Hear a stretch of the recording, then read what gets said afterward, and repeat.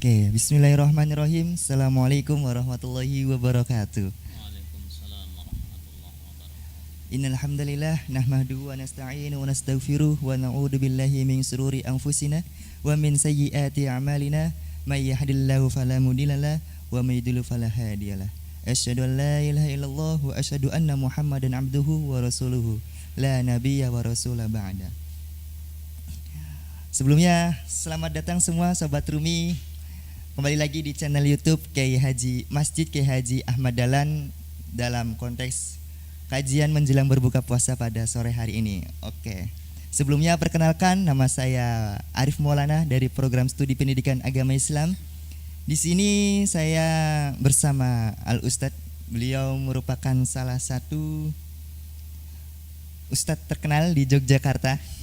Beliau pernah belajar di S1 Syarif Hidayat di UIN Sunan Kalijaga Yogyakarta dalam program studi syariah ya saja. Terus beliau melanjutkan program studinya S2 studi Quran Hadis di UIN Yogyakarta dan menamatkan program studinya di S3 Hukum Islam di Universitas Islam Indonesia Ustaz ya. Kemudian beliau alhamdulillah sekarang menjadi kepala KUA di Yogyakarta, tepatnya di daerah Banguntapan, Bantul. Oke, langsung saja tanpa basa-basi kita sambut saja pemateri kita ini yang akan membawakan tema berdoa dan keutamaan Ramadan sebagai bulan mustajab oleh Ustadz Zainal Sarifuddin. Oke, Ustaz. Baik, terima kasih Mas Moderator ya. Assalamualaikum warahmatullahi wabarakatuh. Waalaikumsalam Ustaz. Alhamdulillahi rabbil alamin wa bihi nasta'inu ala umurid dunya waddin. Wassalatu wassalamu ala asyrafil anbiya'i wal mursalin Nabiyyina Muhammadin wa ala alihi wa sahbihi ajma'in, amma ba'du. Para pemirsa channel YouTube Masjid Kiai Haji Ahmad Dahlan Universitas Muhammadiyah Yogyakarta yang berbahagia, maupun yang hadir di studio. Alhamdulillah, pertama-tama marilah kita panjatkan segala puji dan rasa syukur kehadirat Allah atas segala limpahan nikmat dan curahan karunia-Nya, sehingga pada kesempatan sore hari ini kita masih diberikan kesehatan, diberikan begitu banyak ragam kenikmatan yang tentunya pantas dan harus kita syukuri. Salawat dan salam marilah selalu kita sampaikan ke haribaan junjungan kita, teladan kita, uswah hasanah kita, Nabi besar Muhammad sallallahu alaihi wasallam, juga kepada keluarga beliau, kepada para sahabat, para tabi'in, dan mudah-mudahan rahmat Allah juga selalu dicurahkan kepada kita semua umatnya. Amin amin ya rabbal alamin. Para pemirsa yang berbahagia, salah satu dari kemuliaan dan keistimewaan bulan suci Ramadan, di antara begitu banyak keistimewaan yang ada di dalamnya, adalah karena bulan ini merupakan bulan yang mustajabah, bulan di mana doa-doa kita insya Allah akan menjadi lebih besar kemungkinannya untuk dikabulkan oleh Allah. Tentu kita sebagai seorang muslim yang menginginkan kebaikan dan keberkahan di dalam hidup kita, sudah sepantasnya di bulan yang agung ini untuk juga memanfaatkan waktu untuk banyak-banyak berdoa memohon kepada Allah Subhanahu wa taala. Terlebih yang namanya doa bagi kita sebagai seorang muslim pada hakikatnya juga merupakan bagian dari ibadah. Ada hadis Nabi yang mengatakan ad-du'a'u huwal ibadah, ya. Doa itu adalah ibadah. Bahkan ada sebuah riwayat hadis yang lain yang meskipun riwayat ini diperselisihkan atau dipersoalkan kesahihannya, di sana disebutkan ad-du'a'u mukhul ibadah. Doa itu adalah Senjata. otaknya ibadah, ya.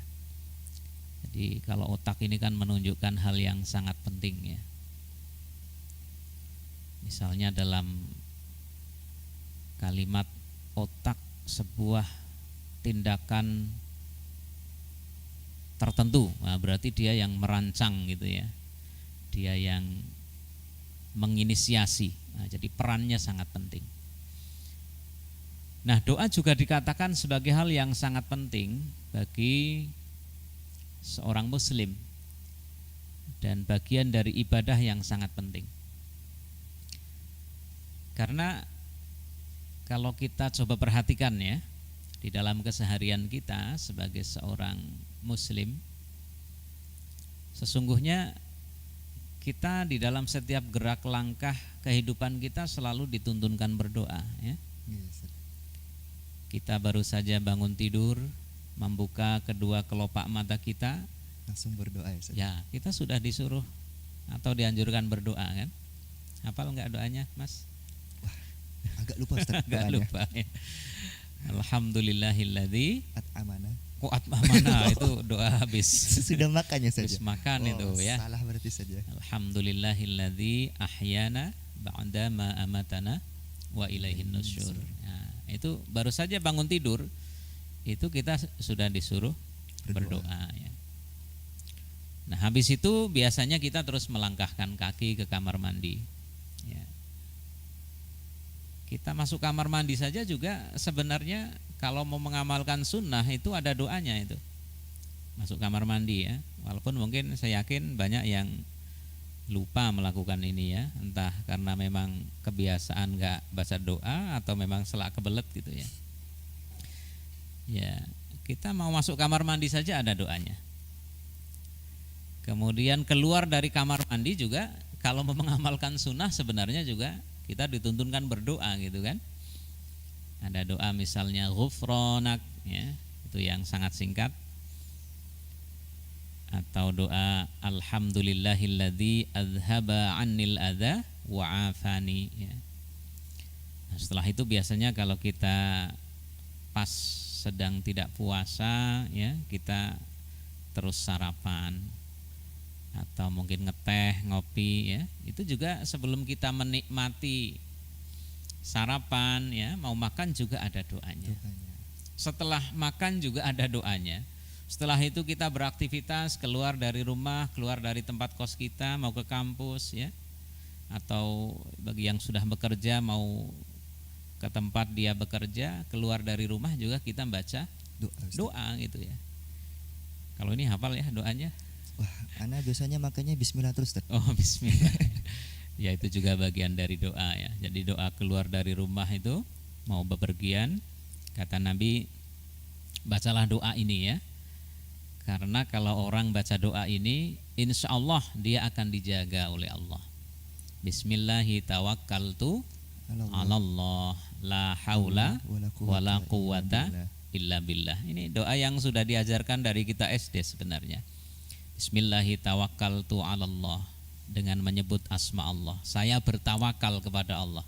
Dia mau pergi ke kampus, ke tempat bekerja, atau mungkin ada yang ke pasar dan seterusnya, bertawakal kepada Allah. Dan kata Rasulullah, kalau orang bertawakal kepada Allah, membaca doa ini dalam riwayat hadis dikatakan niscaya dia akan dijaga oleh Allah. Nah, jadi pada kesimpulannya di setiap gerak aktivitas kehidupan kita itu sebenarnya kita diajarkan dan dianjurkan untuk berdoa gitu ya. Bahkan belum lagi aktivitas yang lain. Pendek kata, dari kita membuka dua kelopak mata kita sampai kita berangkat tidur ya, itu setiap apa yang kita lakukan dari aktivitas keseharian kita dituntunkan untuk mengawali dengan doa. Nah, sekurang-kurangnya kalau tidak hafal ya kita biasakan baca Bismillah. Nah, ini doa yang Sangat mudah ya Ustaz. sangat mudah, sudah semuanya hafal gitu ya. Bismillahirrahmanirrahim. Kata Rasulullah, kullu amrin dzibalin la yubda'u bismillah fahuwa aqta ya. Perbuatan baik yang tidak diawali dengan membaca basmalah ya, itu menjadi kurang berkah gitulah ya. Nah, maka biasakanlah kita mengawali aktivitas kita sehari-hari sekurang-kurangnya dengan membaca basmalah ya. Dan itu yang nanti akan memberikan nilai lebih pada apa yang kita lakukan. Sebagai contoh saja misalnya, kita makan ya, atau minumlah yang ringan, minum gitu saja. Ada dua orang minum, yang satu ya minum saja begitu. Minum, dia mendekatkan gelas ke mulutnya, diteguklah air di gelas itu, hilanglah dahaganya. Nah, minum ini menjadi aktivitas duniawi saja. Ya, dia minum mendapatkan apa yang diinginkan ya Ustaz. Ya, mendapatkan tujuannya ya, menghilangkan haus, dahaga. Tapi kalau diniatkan atau dibarengi dengan membaca basmalah, nah, yang satunya dia minum tapi kemudian diambillah gelas itu dengan tangan kanan, dia baca basmalah, itu minumnya dia menjadi ibadah. Minumnya dia menjadi barokah. Karena dengan baca basmalah itu dia mengamalkan anjuran Nabi. Jadi minumnya itu mendapatkan poin pahala di sana. Bukan hanya menghilangkan haus saja, bukan hanya menghilangkan dahaga saja, tetapi juga mendapatkan pahala. Nah, itu salah satu dari pentingnya kita berdoa ya. Nah, para pemirsa yang berbahagia, terkait doa ini ya, kalau kita petakan di dalam keseharian kita, itu paling tidak ada 3 macam kelompok doa, paling tidak ya. Apa saja itu Ustaz? Nah, yang pertama itu doa yang mengiringi aktivitas kita. Nah, seperti tadi yang sudah saya contohkan ya. Keseharian gitu Ustaz. Ya, doa mau makan, doa mau minum, doa mau tidur, doa mau bepergian, doa mau naik kendaraan ya. Itu doa yang mengiringi aktivitas yang kita lakukan. Nah, ini juga merupakan bagian dari ibadah ya. Karena diajarkan dan dianjurkan oleh Rasulullah. Kemudian yang kedua, ada doa yang itu berada dalam rangkaian atau bacaan salat, peribadatan kita, peribadatan. Ya, ibadah kita ya. Misalnya di dalam sholat ya, di dalam sholat itu juga, sholat sendiri secara bahasa kan salah satu maknanya doa. Di dalam sholat itu juga banyak bacaan doanya ya. Nah, kita baru saja takbir misalnya itu sudah baca doa ya. Allahumma ba'id baini wa baina khotoyaya kama ba'adta bainal masyriqi wal maghrib. Nah, itu doa yang ada di dalam aktivitas ibadah, ritual ibadah kita. Kemudian di dalam bacaan surat Al-Fatihah itu sendiri juga ada doanya. Yang mana ayatnya Mas, coba? Ihdinas siratal mustaqim. Tunjukilah kami ke jalan yang lurus. Itu kan doa. Ayat yang bermuatan doa. Kemudian ada bacaan Rabbighfirli, nah itu juga doa. Sebelum salam kita juga dituntunkan untuk membaca doa penjagaan ya, mudah-mudahan dijaga dari fitnah kubur dan fitnah dajjal ya. Jadi itu doa yang ada di dalam aktivitas ibadah kita. Termasuk misalnya juga ketika kita wudu ya. Setelah wudu kan kita dianjurkan juga untuk berdoa ya. Kalau ini hafal ya. Asyhadu alla ilaha illallah wahdahu la syarikalah wa asyhadu anna Muhammadan abduhu wa rasuluh. Allahumma ja'alni minat tawabin waj'alni minal mutatahhirin ya. Ini kan doa ya. Jadi setiap selesai wudhu ya, kalau bisa luangkanlah waktu sebentar. Ini paling enggak ada 10 detik ya baca doa itu. Sehingga insya Allah wudhu kita akan semakin sempurna. Bahkan ada sebuah hadis dalam kitab Sahih itu disebutkan, siapa yang berwudu, wudunya dilakukan dengan baik, kemudian setelah selesai wudu baca doa itu tadi, asyhadu alla ilaha illallah sampai selesai tadi, maka akan dibukakan baginya pintu surga yang 8. Nah, ini amaliyah yang ringan ya. Tapi kalau kita istiqomahi akan mendatangkan keutamaan ya. Nah, itu ibadah yang ada di dalamnya bacaan-bacaan doa atau doa yang masuk dalam rangkaian Ritual ibadah. ya ritual ibadah. Nah, kemudian ada juga macam doa yang ketiga ya, atau kategori doa yang ketiga, jenis doa yang ketiga, yaitu doa yang memang berisi permintaan kita ya kepada Allah yang tidak dikaitkan dengan ritual peribadatan tertentu. Memang kita bermaksud untuk nyuwun kepada Allah, mohon ya, meminta kepada Allah. Nah, ini bisa kita lakukan di dalam setiap kesempatan ya. Misalnya habis sholat kita juga bisa berdoa. Di tengah malam kita bangun menunaikan sholat malam, setelahnya bisa berdoa. Bahkan di segala kesempatan kita memanjatkan doa itu satu hal yang boleh dan baik saja. Ini doa yang sifatnya permintaan. Kita minta kepada Allah mudah-mudahan diberikan kelancaran dalam studi kita ya, diberikan rizki yang lancar ya. Orang tua juga kita doakan mudah-mudahan diberikan kesehatan, rizki yang lancar, sehingga juga hal itu akan membawa kebaikan di dalam kehidupan kita. Dan berbagai keperluan ya atau hajat yang ingin kita sampaikan kepada Allah. Ini jenis kategori doa yang ketiga. Nah, para pemirsa yang berbahagia dan juga para hadirin yang ada di studio, doa yang kita panjatkan itu insya Allah tidak ada yang sia-sia. Tidak ada yang sia-sia. Jadi berdoa itu insya Allah tidak akan sia-sia. Pertama, karena doa itu sendiri bagian dari ibadah ya. Jadi kita memohon kepada Allah, baru minta saja itu sudah dihitung ibadah. Kalau ibadah berarti kita dapat pahala. Jadi kita baru minta sudah dapat pahala itu. Itulah hebatnya ya. Nah, seorang muslim itu minta kepada Allah, baru minta saja.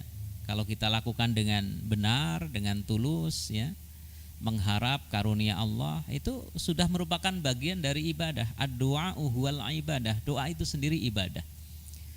Sehingga paitane, tahu nggak paitane Mas? Iya Ustaz. Ya, paitane tidak dikabulkan atau belum terkabul apa yang kita minta, itu kita juga tidak rugi. Wong itu sudah kita dapat pahala itu. Baru minta kepada Allah kita sudah dapat pahala. Apalagi ya, apalagi doa itu kalau kita lakukan dengan benar, kita juga sebagai seorang muslim melakukan kewajiban kita kepada Allah dengan baik ya. Tunaikan perintah Allah, meninggalkan larangan Allah ya. Maka niscaya apa yang kita panjatkan dari doa-doa itu akan dijawab oleh Allah ya. Dan akan dikabulkan apa yang kita minta ya. Semoga gitu ya. Karena di dalam Al-Qur'an juga ada ayat yang menyatakan ud'uni astajib lakum. Kalian berdoalah kepadaku, niscaya akan aku Kabulkan. Aku kabulkan, aku jawab ya, aku jawab doa kalian ya. Juga di dalam sebuah hadis ya. Hadis ini terdapat di dalam Musnad Imam Ahmad ya. Di antaranya ada beberapa imam yang lain juga yang meriwayatkan hadis ini. Nabi SAW menyampaikan, "Ma min muslimin yad'ullaha bida'watin laisa fiha ismun wala qati'atu rahmin illa a'tahu Allahu biha ihdatsalasin." Tidaklah seorang muslim berdoa memohon kepada Allah sepanjang di dalam doanya itu tidak mengandung dosa dan juga tidak memutus silaturahim, niscaya Allah akan berikan salah satu dari 3 hal. Ya, jadi dalam hadis ini disebutkan seorang muslim kalau dia berdoa kepada Allah dengan benar, ya, dan di dalam doanya itu tidak bermuatan dosa. Apa kira-kira doa yang bermuatan dosa, Mas? Ini kayaknya Ustaz, kayak contohnya Anda misalkan punya pacar nih Ustaz ya. Ini contohnya Ustaz ya. Terus berdoa gitu Ustaz, semoga pacarannya itu dimudahkan dalam segala urusannya gitu. Itu termasuk dosa tidak Ustaz ya? Ya, itu mendoakan orang lain ya boleh-boleh saja ya. Tapi itu beda hukumnya dengan pacaran. Itu kalau pacaran beda lagi. Tapi mendoakan orang lain baik saja. Berdoa yang bermuatan dosa itu misalnya ya kita berdoa kepada Allah tetapi dengan cara yang misalnya dicampur dengan hal-hal klinik. Doa tapi harus pakai ubur rampe, bakar dupa ya. Harus melakukan ritual tertentu yang ya berbau klinik gitu ya, mengarah kepada hal-hal yang berbau kesyirikan. Ini jelas doa yang bermuatan dosa. Atau berdoa tetapi doa itu kemudian hal-hal yang tidak diajarkan begitu ya, tidak sejalan dengan syariat, itu doa yang bermuatan dosa. Atau juga mendoakan orang lain, teman kita ya, atau mungkin rival kita gitu ya. Tadi Masnya mungkin senang sama salah Seseorang satu akhwat gitu ya. gitu. Ini ada saingannya itu kan. Nah, itu didoakan buruk gitu ya. Yes, mudah-mudahan ditabrak motor, nggak boleh ya. Kita mendoakan hal-hal yang buruk untuk saudara kita sesama muslim tidak diperkenankan. Meskipun kita sengit ya. Meskipun dia mungkin saingan kita, bersainglah secara sportif ya. Jangan mendoakan keburukan. Nah, itu doa yang bermuatan dosa. Tidak pula dia memutus silaturahim. Jadi silaturahim itu salah satu dari hal yang bisa menghalangi terkabulnya doa. Nah, kalau seorang muslim itu berdoa kepada Allah, dia tidak memutus silaturahim, doanya benar, tidak bercampur hal-hal yang dilarang, yang bermuatan dosa tadi, niscaya Allah akan berikan salah satu dari 3 hal, kata Nabi. Yang pertama, kata beliau, imma an tu'ajjala lahu da'watuhu. Bisa jadi doa yang dipanjatkannya akan disegerakan, akan dikabulkan. Ya, bisa jadi cepat gitu ya, dikabulkan, bisa jadi ditunda. Tapi prinsipnya akan dikabulkan apa yang diminta. Nah, ini tentu yang jadi harapan kita orang yang berdoa gitu ya. Tetapi pada realitasnya memang tidak selalu apa yang kita minta itu akan selalu Diwujudkan Ustaz ya. langsung dikabulkan. Kadang-kadang harus menanti waktu yang lama ya. Maka disinilah perlu kita untuk bersabar ya, perlu untuk bersabar dan berhusnudzon kepada Allah. Jangan kemudian kita merasa mutung gitu ya. Wah, wis ndonga bola bali ora dikabul-kabulke. Akhirnya dah kita enggak doa lagi. Nah, ini kita harus husnudzon kepada Allah. Barangkali memang ditunda, kita diuji kesabaran kita. Ya. Nah, ini yang pertama. Bisa jadi apa yang kita minta akan dikabulkan oleh Allah. Ini harapan kita. Kemudian yang kedua, kata Nabi, wa imma ayyaddakhiraha lahu fil akhirah. Bisa jadi apa yang kita minta itu akan disimpan untuk kebaikan kita di akhirat. Ya, mungkin apa yang kita minta belum dikabulkan di dunia, tapi mungkin akan Allah berikan untuk kebaikan kita di akhirat. Bisa jadi diwujudkan dalam bentuk pahala untuk kita atau untuk kemaslahatan akhirat kita. Walal akhiratu khairul laka minal ula. Ya bisa jadi justru itu akan lebih bermanfaat bagi kita. Kan akhirat itu lebih baik dari dunia gitu ya. Atau bisa jadi dikabulkannya nanti di akhirat gitu ya. Nah, misalnya ada orang berdoa kepada Allah, minta mudah-mudahan diberikan rumah yang bagus, yang megah. Ternyata di dunia dia tidak dapatkan itu. Mungkin nanti di akhirat dia akan dibangunkan rumah yang bagus, istana bahkan ya, di surganya Allah. Ada orang berdoa kepada Allah ya, ketika dia masih jejaka, masih belum punya istri, berdoa gitu ya, mudah-mudahan diberikan istri yang cantik jelita ya Allah, seperti bidadari gitu kan. Ternyata pas nikah istrinya ya biasa saja, nggak kayak bidadari gitu ya. Bisa jadi nanti di akhirat itu akan dikabulkan itu, istrinya jadi bidadari surga gitu kan. Bertambah ya saja di surga. Ya, jadi dikabulkannya di akhirat. Nah, yang penting kita berdoa dengan penuh kesabaran, keyakinan, dan yakinlah bahwa apa yang kita panjatkan itu tidak akan sia-sia. Akan ada jawaban dari Allah. Ud'uni astajib lakum. Dikabulkan meskipun bentuk pengabulannya nanti tidak selalu apa seperti yang kita inginkan. Nah, kemudian kemungkinan yang ketiga kata Rasulullah, wa imma ayyasrifa anhu minassu'i mislaha. Bisa jadi dengan sebab doa yang dia panjatkan Allah akan memalingkannya dari keburukan-keburukan yang semisal. Maksudnya apa? Bisa jadi seseorang meminta kepada Allah sesuatu, tetapi itu tidak dikabulkan apa yang dimintanya, namun Allah mengganti justru apa yang lebih dibutuhkannya, yang lebih maslahat untuk dirinya. Mungkin dihindarkan dari mara bahaya, dari bencana, dari musibah, dari keburukan, dengan sebab doa-doa yang dipanjatkannya. Dia tidak minta itu, tetapi Allah berikan itu. Mungkin dia mintanya rezeki yang banyak atau minta yang lain, tapi Allah berikan yang justru lebih bermanfaat, lebih maslahat bagi dia. Karena Allah yang paling tahu dengan kemaslahatan hambanya. Nah itu, jadi doa itu tidak akan sia-sia. Pertama, doa itu bagian dari ibadah. Yang kedua, dalam hadis tadi disebutkan Allah akan berikan salah satu dari tiga hal. Bisa jadi akan dikabulkan apa yang dimintanya, atau akan diberikan untuk kebaikan di akhirat, atau bisa jadi Allah akan menggantinya dengan dihindarkan dari keburukan yang semisal. Nah, jadi doa itu tidak ada yang sia-sia. Nah, di bulan Ramadan ini mari kita lebih rajin lagi berdoa. Manfaatkan waktu untuk banyak memohon kepada Allah, karena ini bulan yang mustajabah. Saat kita sahur misalnya itu waktu yang mustajabah. Ketika kita berbuka juga kita bisa berdoa sejenak, karena itu waktu yang mustajabah.